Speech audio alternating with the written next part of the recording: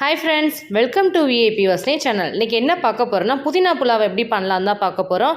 பிரியாணியே தோற்று போகிற அளவுக்கு இருக்கும் புதினா புலாவு. சாப்பிட்டு பார்த்தீங்கன்னா செம்ம டேஸ்ட்டில் இருக்கும். நம்ம போட்ட புதினா எல்லாம் அரைச்சி ஊற்றுனதுக்கு அதுக்கும் நல்ல ஒரு டேஸ்ட்டில் இருக்கும் புதினா புலாவு. புதினா புலாவை எப்படி பண்ணலான்றதை வாங்க வீடியோஸ்க்குள்ள போய் பார்க்கலாம். வீடியோஸ் ஸ்கிப் பண்ணாமல் லாஸ்ட் வரைக்கும் பாருங்கள். அப்போ தான் நான் எப்படி பண்ணுறேன் தெரியும். என்னோட சேனலில் ஃபஸ்ட் டைம் பார்க்குறோன்னு வந்தீங்கன்னா கொஞ்சம் சப்ஸ்கிரைப் பட்டனை கொஞ்சம் கிளிக் பண்ணிக்கோங்க. பக்கத்தில் இருக்கிற பெல் ஐக்கானை கிளிக் பண்ணும்போது ஆல்ன்ற ஆப்ஷன் கொடுத்தீங்கன்னா நான் போட வீடியோஸ்லாம் உங்களுக்கு ஆன் த ஸ்பாட்டில் வந்து சேரும். வாங்க வீடியோஸ்க்குள்ளே போகலாம். புதினா புலாவ் பண்ணுறதுக்கு பச்சை பட்டாணி எடுத்துக்கலாம், காஞ்ச பட்டாணி எடுத்துக்கலாம். நான் இன்றைக்கி காஞ்ச பட்டாணி எடுத்திருக்கேன். நல்லா தண்ணி ஊற்றி ஒரு 8 ஹவர்ஸ்க்கு நல்லா ஊற வச்சிங்கன்னா நல்லா நமக்கு ஊறிடும். நமக்கு வேக வைக்கும்போது கொஞ்சம் ஈஸியாக இருக்கும். அதனால் நல்லா முன்னாடி ஊற வச்சுட்டா நமக்கு கரெக்டாக இருக்கும். அதனால் நம்ம ஊற வச்சுக்கலாம். தண்ணி ஊற்றி 8 ஹவர்ஸ் கிட்ட நல்லா ஊறிடுச்சு பட்டாணி.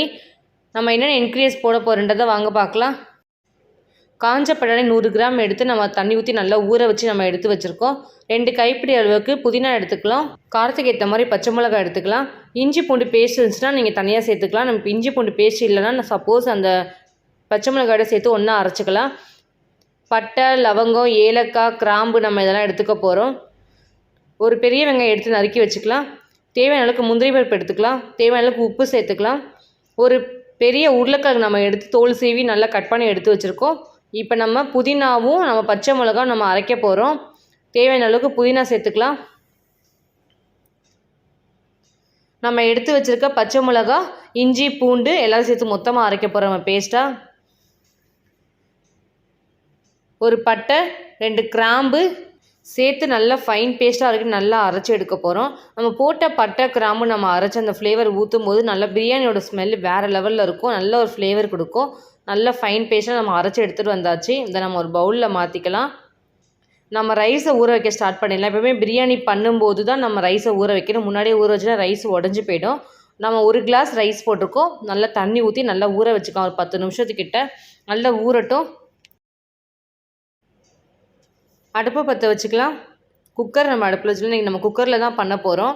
தம் போட போகிறதுலாம் விசில் போட்டு வேக வைக்க போகிறோம். நல்லா விசில் போடுறதுலேயே நமக்கு லேயராக நமக்கு பிரியாணி கிடைக்கும்.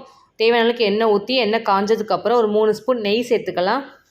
நெய் நல்லா காயட்டும். நெய்யும் நம்ம போட்ட எண்ணெய் நல்லா காஞ்சதுக்கப்புறம் எடுத்து வச்சுருக்க பட்டை, கிராம்பு, ஏலக்காய், லவங்கம் இது எல்லாத்தையும் நம்ம சேர்த்து நல்லா போட்டு மிக்ஸ் பண்ணிக்க போகிறோம்.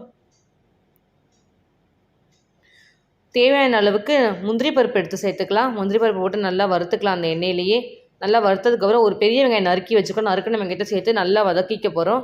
நல்லா வதக்கணும். வெங்காயத்தை தனித்தனி லேயராக பிரித்து விட்டு நல்லா வதக்கிக்கலாம். வெங்காயத்தை எடுத்து வச்சுக்க உப்பு சேர்த்துக்கலாம். வெங்காயம் வதங்குற அளவுக்கு நம்ம அரைச்சி வச்ச பேஸ்ட்டு சேர்த்துக்கலாம். புதினா, பச்சை மிளகாய், இஞ்சி, பூண்டு பேஸ்ட் நம்ம 3ஐயும் போட்டு நல்லா அரைச்சி வச்சுருக்கோம். இந்த அரைச்ச விழுதை சேர்த்து நல்லா மிக்ஸ் பண்ணிக்கலாம். நல்லா மிக்ஸ் பண்ணதுக்கப்புறம் நம்ம காஞ்ச பட்டாணி நல்லா ஊற வச்சு வச்சுருக்கோம்.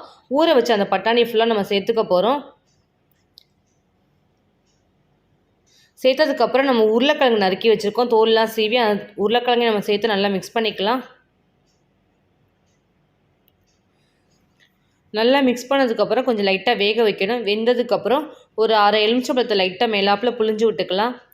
புழிஞ்சு விட்டதுக்கப்புறம் தேவையான அளவுக்கு தண்ணி சேர்த்துக்கலாம். நம்ம 1 கிளாஸ் நம்ம ரைஸ் போட்டிருக்கோம். அதுக்கு 2 கிளாஸ் அளவுக்கு தண்ணி ஊற்றிக்க போகிறோம். நம்ம கழுவி வச்ச நம்ம அரைச்சி வச்சதெல்லாம் பேஸ்ட் இருந்துச்சு. அந்த பேஸ்ட்டில் நம்ம வாஷ் பண்ண அந்த தண்ணி சேர்த்து ஒன்றா சேர்த்து 2 கிளாஸாக நம்ம மெஷர்மெண்ட் பண்ணி நம்ம ஊற்றிக்கலாம். நல்லா மிக்ஸ் பண்ணதுக்கப்புறம் லைட்டாக உப்பு சேர்த்துக்கலாம் தேவையான அளவுக்கு. குக்கரை நம்ம லைட்டாக மேலோட்டமாக மூடி வச்சுட்டு நல்லா வேக விடுவோம். ஒரு 5 நிமிஷம் நல்லா வேகட்டும். தண்ணி கொதிச்சதுக்கப்புறம் நம்ம அரிசி போட ஸ்டார்ட் பண்ணிடலாம். தண்ணி நல்லா கொதிச்சிச்சு. குக்கரை மூடி ஓப்பன் பண்ணி பார்த்தீங்கன்னா நல்லா கொதிச்சிருக்கு. இப்போ நம்ம அரிசியை சேர்த்துக்கலாம். ரொம்ப அரிசியை ஊற வைக்கக்கூடாது. நம்ம சமைக்க ஸ்டார்ட் பண்ணும்போது எப்போவுமே ஊற வைக்கணும். இல்லைன்னா நமக்கு ரைஸ் எல்லாம் உடஞ்சி போயிடும். பிரியாணி ரைஸ் நமக்கு தனித்தனி லேயராக நமக்கு கிடைக்காது. ஸோ அதனால் முன்னாடியே ஊற வைக்கவும் வேணாம். அந்த சமைக்க ஸ்டார்ட் பண்ணும்போது ஊற வச்சிங்கன்னா கரெக்டாக இருக்கும் பக்குவம். ஸோ எல்லா ரைஸையும் நம்ம சேர்த்துக்கலாம். சேர்த்ததுக்கப்புறம் நல்லா ஃபுல்லாக மிக்ஸ் பண்ணி விட்டுட்டு திரும்பி நம்ம குக்கர் மூடியை போட்டு லைட்டாக மேலோட்டமாக மூடி வைக்கலாம். மூடி வச்சதுக்கப்புறம் நல்லா கொதிக்கிட்டு ரைஸ் நல்லா கொதிச்சதுக்கப்புறம் வெந்ததுக்கப்புறம் லைட்டாக நம்ம குக்கரை ஃபுல்லாக நம்ம மூடி போட்டுட்டு ஒரு விசில் வந்துச்சுன்னா போதும். நமக்கு போட்ட பருப்பு ரைஸ் எல்லாம் லேயராக நல்லா வெந்துடும். ஸோ நல்லா நம்ம கலரி விட்டுக்கலாம் ஃபுல்லாத்தையும்.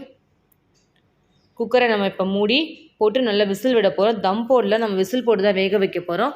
தம் போட நினச்சினாலும் போட்டுக்கலாம். நல்லா ஒரு விசில் வரட்டும் போதும் நமக்கு.